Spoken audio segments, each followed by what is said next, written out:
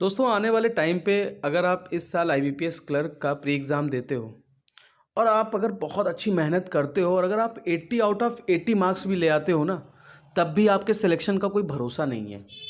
समझ रहे हो? तब भी आपके सिलेक्शन का भरोसा नहीं है, क्योंकि अभी हमने हाल ही में ही देखा है कि एसएससी के एस्पायरेंट्स के साथ क्या हुआ है। एक बंदा मेहनत करके, दिन रात मशक्क़त करके, अपनी पढ़ाई अच्छे से करके, मतलब 200 में 200 मार्क्स लेके आता है और नतीजा क्या होता है, एक ऐसा जो उसने कभी सोचा भी नहीं होगा कि उसका सिलेक्शन नहीं होता है। और एसएससी का तो आप खुद ही शेड्यूल जानते हो कि कई सालों में जो है शेड्यूल फॉलो होता, मतलब कई सालों में जो है फाइनल रिजल्ट आते हैं। सोचो आप उसके ऊपर क्या बीतती होगी। इस वीडियो को स्किप बिल्कुल मत कीजिएगा। अगर आपको 2021 में जॉब चाहिए तो, अगर आपको अपनी बात पहुंचानी है, क्योंकि बातें कड़वी ज़रूर हैं लेकिन पहुंचानी है तो बिल्कुल पहुंचानी है। और हम सब जब एक साथ समर्थन करेंगे, जब एकजुट होंगे, तभी ये सब बातें पहुंचा पाएंगे। हैशटैग मोदी जी रोजगार दो, रोजगार चाहिए हम बेरोजगार युवाओं को। आप खुद देख रहे हो ना, मैंने एग्जाम्पल पहला आपको आरआरबी क्लर्क का ही दिया और ये आने वाले टाइम पे बिल्कुल आपको देखने को मिलेगा। हालांकि जब सीईटी आ जाएगा तो उसका कोई मतलब नहीं है और उसमें भी समस्याएं होंगी, ये भी मैं आपको बता रहा हूँ। जब सीईटी होगा ना तो रेलवे, बैंक और एसएससी कंबाइंड होगा। रेलवे के एग्ज़ाम कराने में इनको छींके आ गई हैं, आप खुद ये चीज़ सोच लो। तब सीईटी होगा तो एसएससी, रेलवे, बैंक तीनों इंक्लूड होंगे, तब हाल क्या होगा, क्या आलम होगा, कुछ नहीं कह सकते भाई, कुछ भी नहीं कह सकते हैं। समझ रहे हो?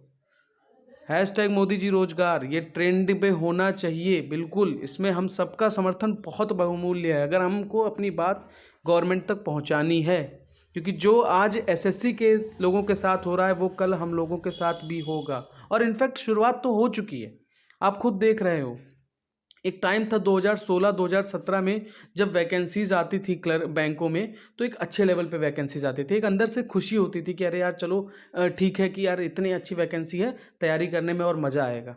धीमे धीमे ईयर मतलब बढ़ते चले गए और वैकेंसियाँ जो है घटती चली गई।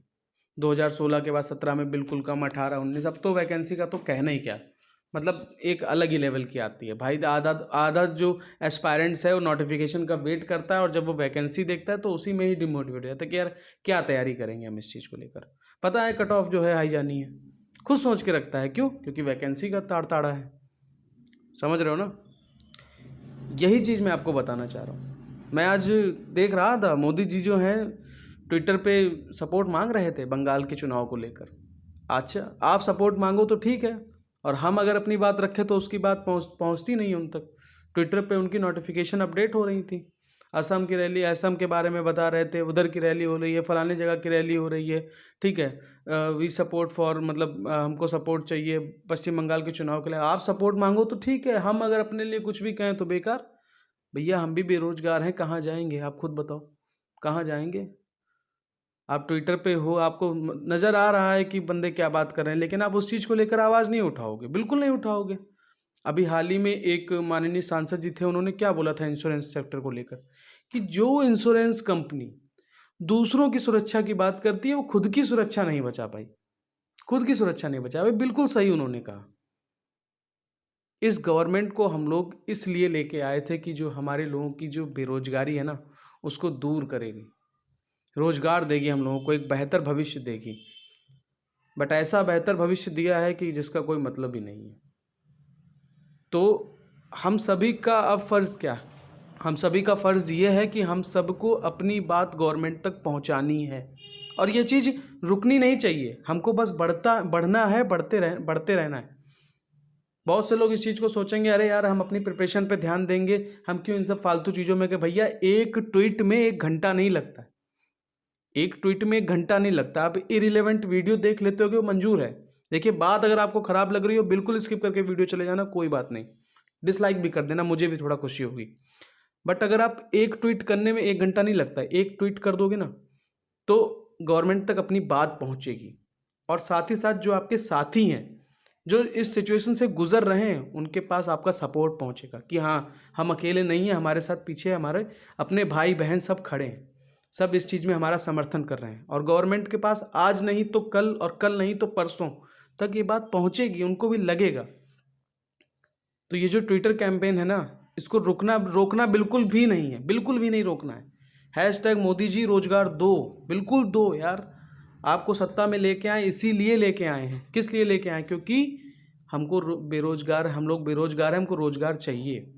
आप आए दिन वैकेंसी कम करोगे, इंश्योरेंस सेक्टर को धीमे धीमे आप कम कर दोगे, ठीक है, बैंकों को प्राइवेटाइज कर दोगे। अभी आपने देखा होगा जो बैंक के एम्प्लॉयज़ हैं वो जा रहे हैं स्ट्राइक पे, प्रोटेस्ट करने जा रहे हैं। बिल्कुल उनकी मजबूरी है, क्योंकि वो इतना तैयारी करके डेडिकेशन के साथ एक बंदा तैयारी करता है। सोचो जो बैंक ऑफ इंडिया में या बैंक ऑफ महाराष्ट्र में या जिस जगह जो जॉब कर रहा है उसके मन पे क्या चल रही होगी कि आने वाले टाइम पे कौन सी बैंकों पे गाज गिरेगी।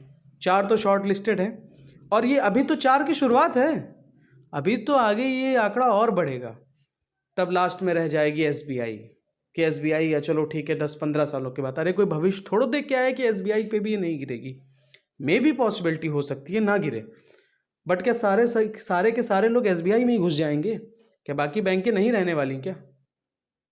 तो यार हम सबको तो अपनी बात पूरी करनी है ना। अगर बैंकें प्राइवेटाइज हो जाएंगी, सब कुछ रह नहीं जाएगा, तो हम लोग करेंगे क्या? यही तो एक हमारे अंदर डेडिकेशन होता है कि जब वैकेंसी एक अच्छे लेवल पर निकलती है तो हम भी खुशी होती है कि चलो हाँ ठीक है, हम फाइट करेंगे, तैयारी करेंगे। लेकिन जब कट ऑफ जाती है तो देख के वही मैंने आपसे कहा ना कि 80 में 80 भी अगर आप इस साल लेके आओगे तब भी आपके सिलेक्शन की उम्मीदें नहीं होंगी आरआरबी क्लर्क में। श्योर बोल रहा हूँ आपको, क्योंकि कई सारे कैंडिडेट 78 79 लेके आए हैं और उनका सामने सीधे लिख के आया थैंक यू। बंदा अपने में शौक हो गया कि यार ये था क्या, मेरे साथ मजाक था क्या? शायद ही मजाक होगा उसके लिए, बट उसके पीछे जो उसने मेहनत करी, क्या वो भी एक मजाक है? तो वो मजाक जो है गवर्नमेंट ने बनाया है, और हमको अपनी बात कहने का अधिकार है गवर्नमेंट तक कि प्लीज़ हमारे बारे में आप सोचिए। और ये बात मैं आप सभी से कह रहा हूँ कि हमको इस कैंपेन को आगे बढ़ाना है, अपनी बात रखनी है, गवर्नमेंट तक पहुँचानी है, मोदी जी तक पहुँचानी। ओके, बिल्कुल पहुँचानी। अगर वो सपोर्ट पश्चिम बंगाल के लिए अपनी गवर्नमेंट बनाने के लिए मांग रहे हैं तो हमको भी हमारा हक है अपनी बात पहुँचाने का। सो प्रोटेस्ट करिए और ट्विटर कैंपेन में हिस्सा बनिए और अपनी बात गवर्नमेंट तक पहुँचाइए। Thank you, have a nice day.